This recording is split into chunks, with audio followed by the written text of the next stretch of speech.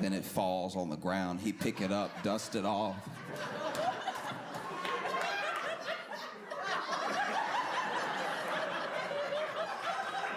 No, our stick man was trash, and he had. Okay, look.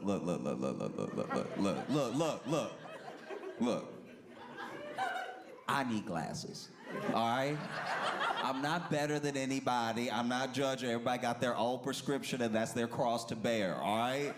But he had the most specific eyes I have ever seen in my entire life. This man had one Coke bottle and one that was very thin. Like, just, it seemed like he just needed a monocle, but he was like, nah, I don't trust myself to hold it on my cheek like that. Go ahead and give me glasses and just make one glass transparent glass. Because he clearly only had one bad eye. Like, it's, his eye, like this eye had to be good, because when you would look at him, one eye looked like he was doing this to you, right? Like one eye looked super big and the other eye looked regular. But then when you saw him, when he would turn, you could see both of his eyes were regular size eyes. So that was just the glass. And so he had one like Coke, but thick, bulletproof glass on this side, and then one that was very, very thin, right? He would knock stuff over and go pick it up and everything. And he worked at the 99-cent store since maybe before time. This man had been there a very long time. He might still be there now, I don't know. But everything that's there is not like quality. You know what I mean? It's literally 99 cents in today's economy. This stuff isn't even just made in China. This is up off the floor in China. This is the stuff that they throw away in China, that they were like, you want this? All right. If you sure. This is how you could tell these are the worst products ever made in the history of humanity. They are so toxic that whatever you touch, whatever color it is, that's the color you are when you get done touching it. If you touch a green broom, you will pull back a Shrek hand, all right? I had a green broom and a blue dustpan because they were sold separately, you know?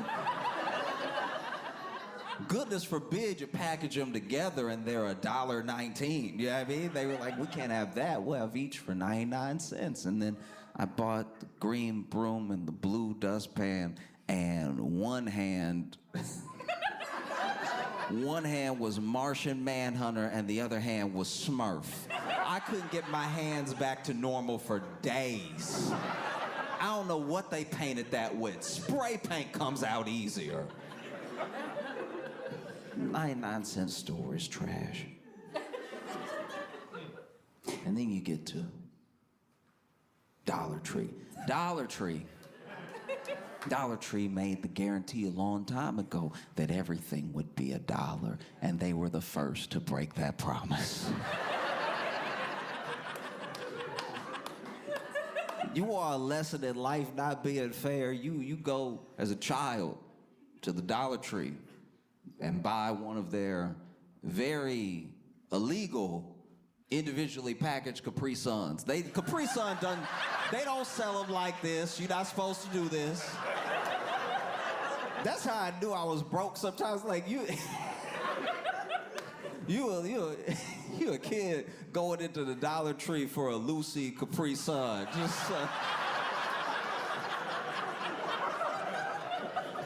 It's terrible, but like, and you know, they don't put them on the shelf. You gotta know if you know. And so you go up there, you like, all right.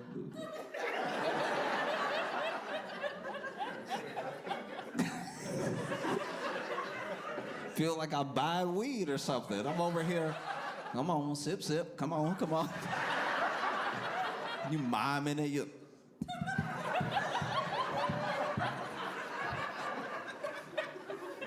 One time I bought a loose Capri Sun, and the man up in Dollar Tree tried to charge me for the straw. I was like, you are the devil. You are, ooh, I rebuke you. That's crazy. You gonna sell, that's how I can tell you a demon. You gonna sell me the straw separately.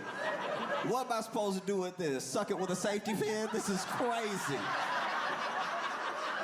That's insane. This man over here sliding the Capri Sun to me, and I'm looking at him.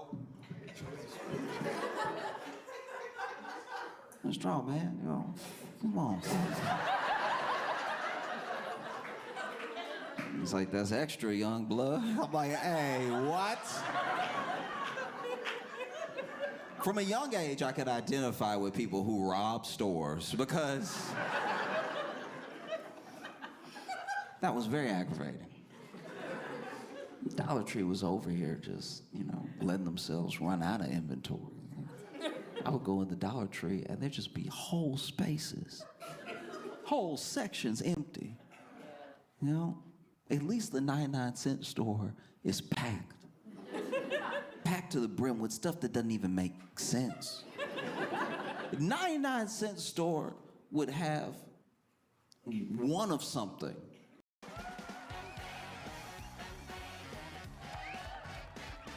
It's me again, Honey. Proudly. They'd have one of something and the price tag. There was one time I went to a 99-cent store, I saw one bra. That's crazy.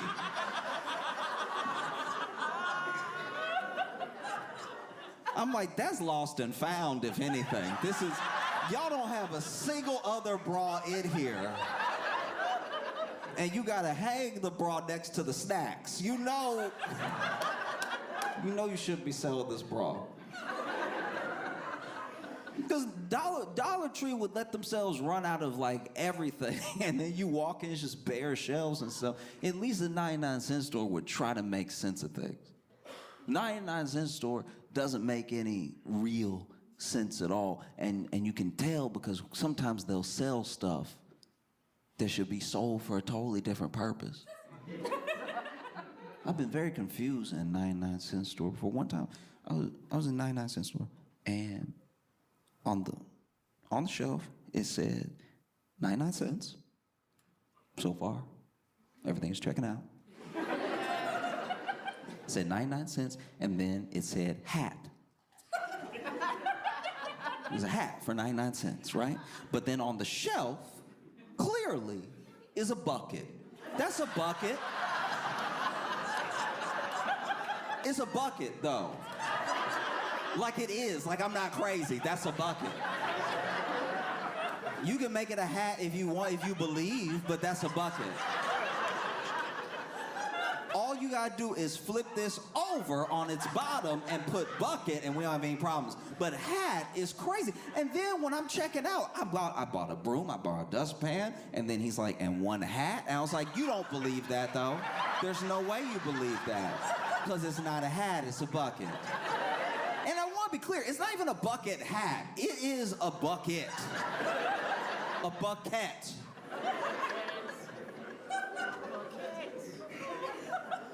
So then you have Dollar Tree, you know, then you have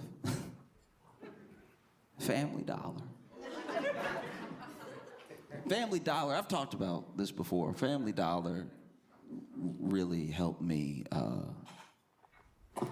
pinpoint on the map of life where I was. There's a quote, I'm gonna get it wrong, but there's a quote by, I think it was Nikola Tesla, that said that man's grasp, yeah, the reach, yeah. It's man's grasp, what is it? Man's grasp exceeds his reach. Man's grasp exceeds his reach. And I think, yeah, it's man's grasp. Reach exceeds his grasp. Man's reach exceeds his grasp. I was like never gonna correct you because I didn't know either, but like, as soon as you said something, it did sound. Yeah.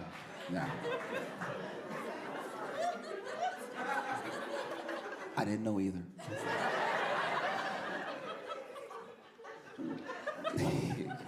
So man's reach exceeds his grasp, and I think that Family Dollar's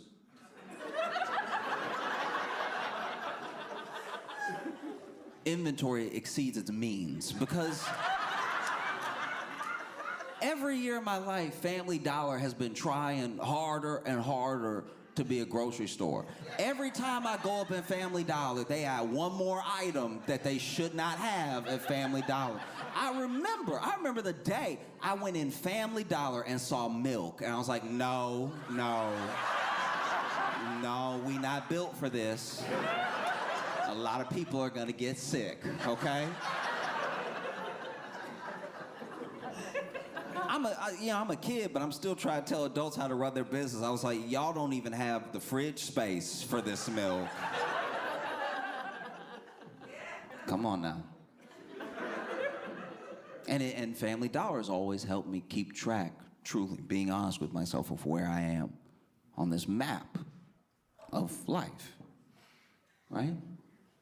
Because at first, I walked in Family Dollar, I saw milk, and I was like, y'all, don't do this. And 2 years later, I was like, let me go ahead and get the milk.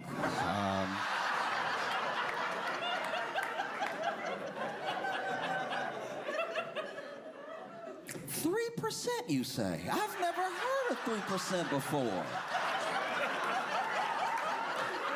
That is interesting.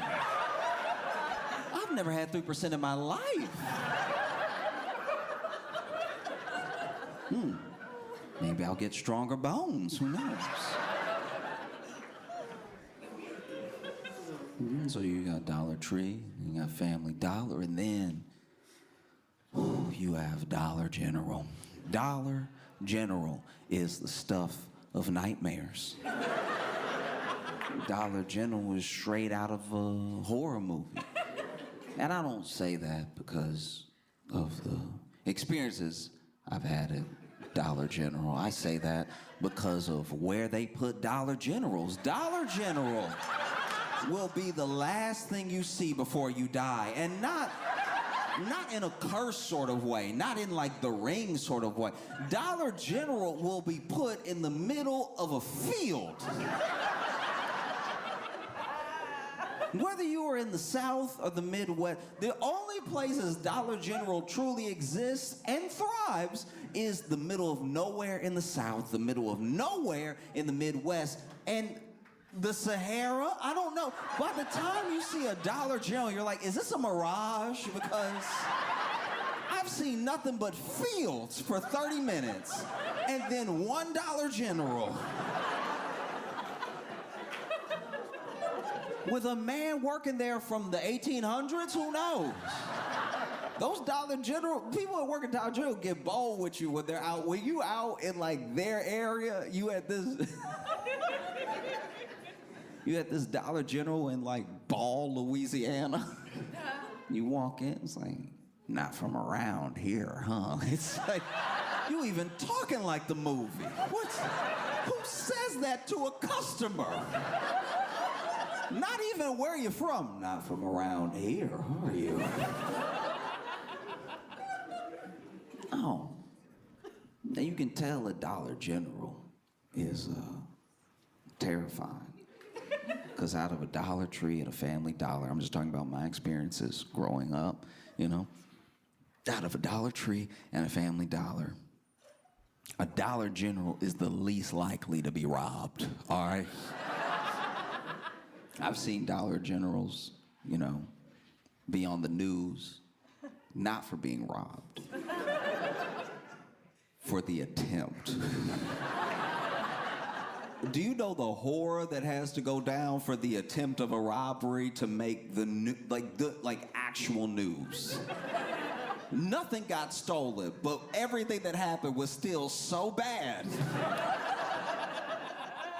that it made the news. There was a dude, it was a dude who was on the news. I'm pretty sure it was Dollar General. And this dude made the news because They ran up in the Dollar General trying to rob it, which also not a great plan. Dollar General doesn't exactly have a lot of sales going on. And so for all the sales they do have going on, let's just say no Dollar General I've heard of needs a safe, all right? And so to run up at a Dollar General to rob it, you already expect them to run out with like $26.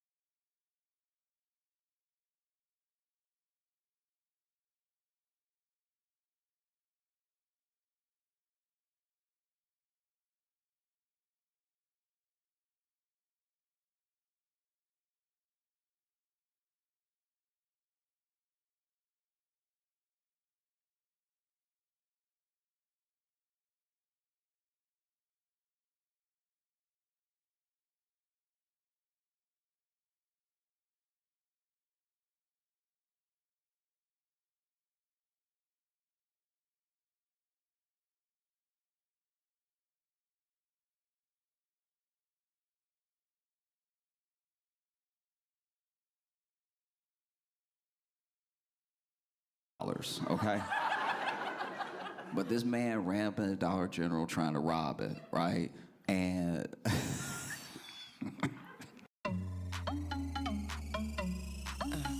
You can't stop this. I don't go slow. I might.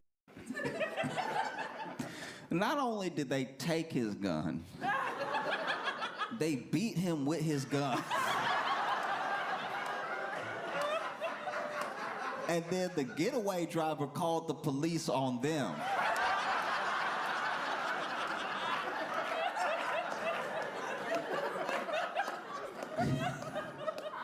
I'm just curious how that went. Because when you run up in a place to rob it, you at least have what one would hope is the element of surprise.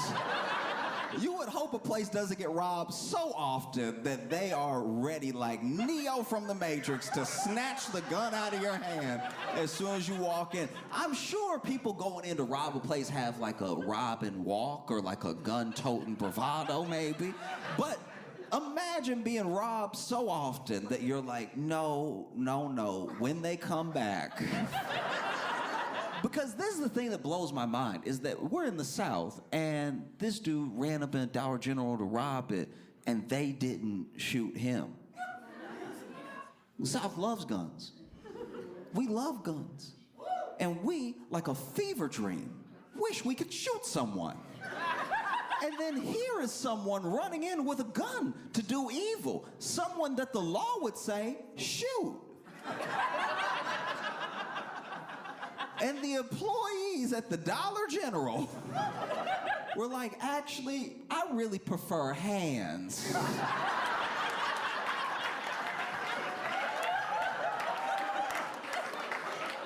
Imagine how crazy you have to be, how bad of a week you must be having for somebody to run up in there with a gun out to rob you, and you go, this is exactly what I needed. You know what?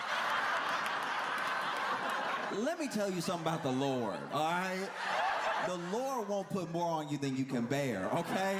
And the Lord knew people had been trying me all week. People I wasn't allowed to hit. People that I could never put my hands on. And so then the Lord sent you to me at work, the place I hate most, to go ahead and take out a week's worth of frustration on you with the butt of this sawed-off shotgun.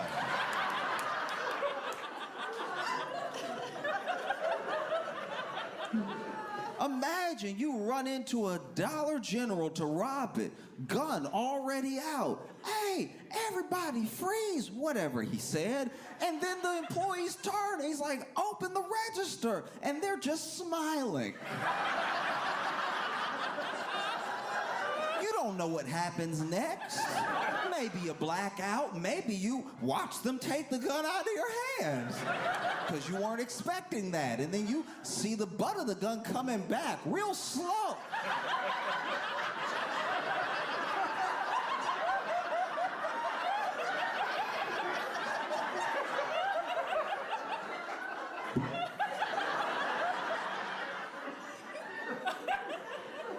I'm sure the next part is a blur. I'm sure all you really know is you hear yourself getting whooped.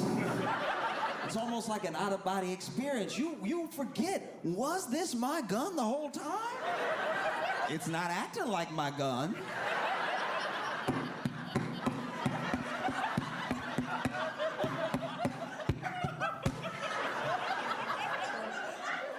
You wake up. The police are standing over you, and you haven't been arrested. Because all the damage was done to you.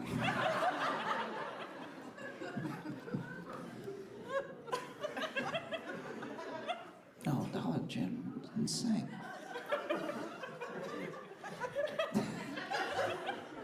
It's crazy, too, because every once in a while, Dollar General will buy a store that used to be a nice store. Like, it used to be like a dope store. Like, truly, it used to be, like, crazy.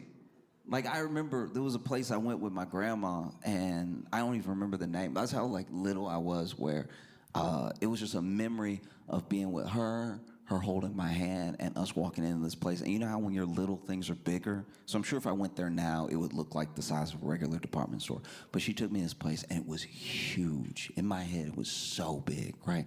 And she bought some socks, she bought some other stuff and everything, and then we left. And I remember when I would ride with her, because, you know, I would go with my grandma during the summers or after school. My mom would drop me off at my grandma's because she would still be working and stuff. And so when I'd run errands with my grandma, we'd pass that place over and over. I'd always want to go back inside because I had such a fun memory of, like, there were so many toys. It's just huge, right? And it had closed. And so my grandma would remind me every time that it had closed, right? And then eventually it became like a dollar store, like a chain dollar store. And I remember it being like, man, that place was cool. And now they sell 3% milk.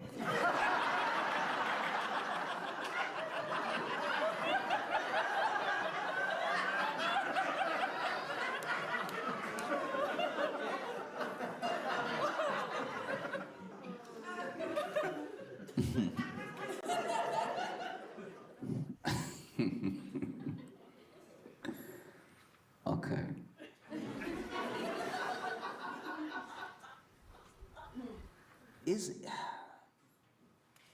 I'm trying to figure out how to put this. I told my friends a story a long time ago about how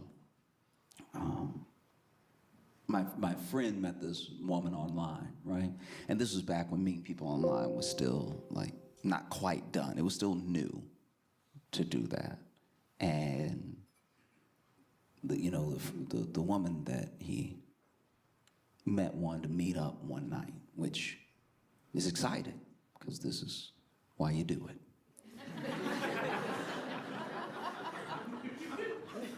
And she said she wanted to meet up, and he was like, where do you want to meet? And she was like, oh, behind the library.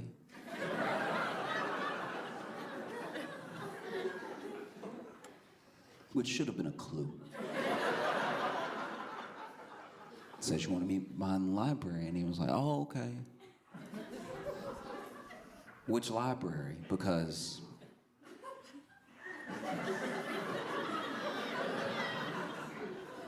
so she told him which branch. And then they met up, and it just took him too long to realize he was being robbed. Do you know what I mean? Like, it's just... Like, even when he showed up and it was two dudes, he was like, but where's Sarah? It's like,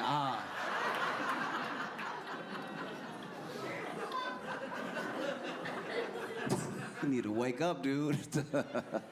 Sarah's a fiction. And that's the way that I feel about Trump federalizing DC. You know what I mean? Because I don't know.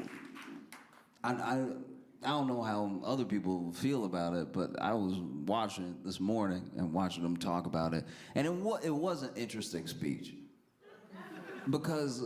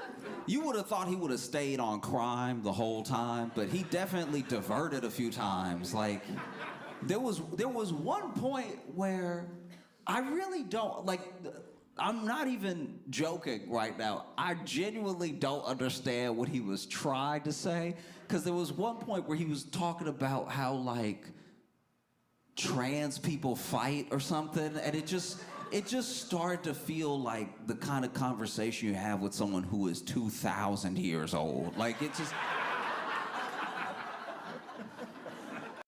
A sad, repressed vestige. And an irrelevant old fool. I won't even break a sweat. No! No! Father had a lot of ideas about words and vestiges. Now, I know why. Where's my brother? I believe he's being taught regrets. It was weird. It was like he, because it came out of nowhere. It wasn't like part of the thing. And then people, you know, are obviously like worried, terrified, confused and everything. Because there are people who are like, he can't do that. That's not legal.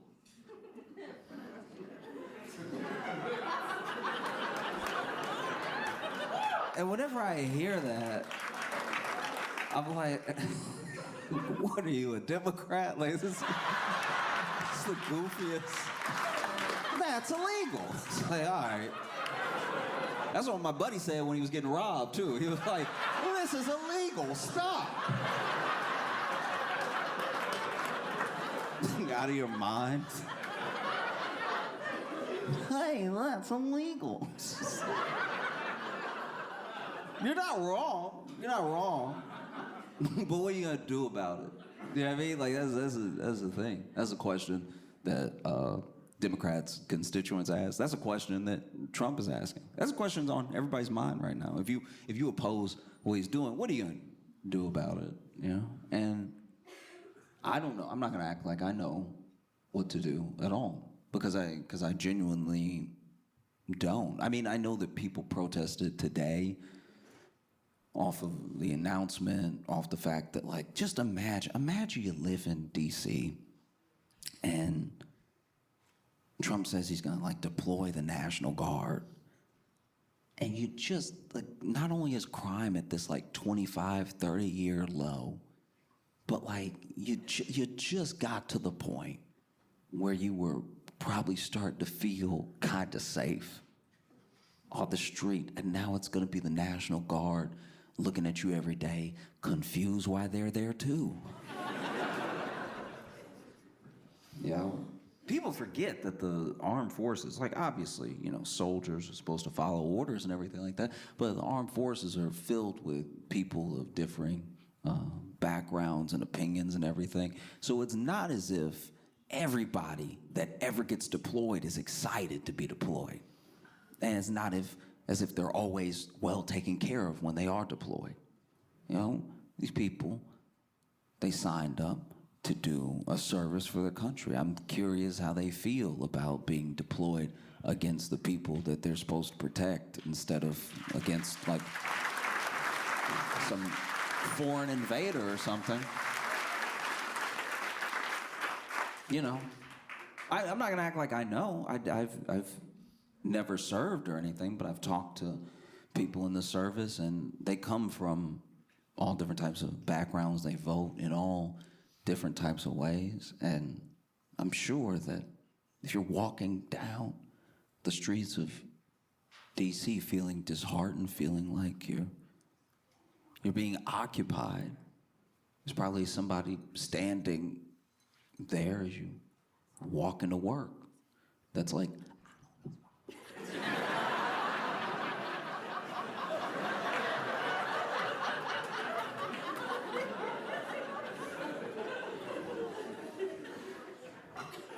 yeah. I don't know, because it has been on my mind all day, and trying to figure out how to not just, like, talk about it, but say something more than just like, I think that might be bad. Like, I think that we're having a moment a lot like my friend had, where it's like you just have to be very aware of what's happening, because to not be aware doesn't mean the thing will go away, you know? Like, we don't want to be behind a library going, "Where's Sarah?" for our entire democracy. Because that's, yeah. I think that's the thing that I find so, like, aggravating about it, is that he is a person that tells you what he's gonna do, and then he does it. And then there are people who supposedly like him that are positive he's not gonna do the thing they said he was gonna do. They're like, no, he won't do that though. And it's like, then why would he say it? He trolling. Like, he's just like, all right, but what if he's not? No, he wouldn't do the thing he said he'd do. Who does that?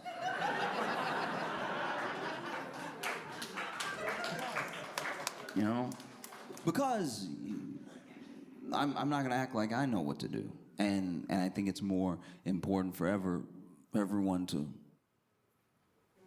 should know who, on every level, their representatives are, and what they do for you, and what they're doing for you right now. And it's easier to hold those people to account when you know who they are. You know what I mean?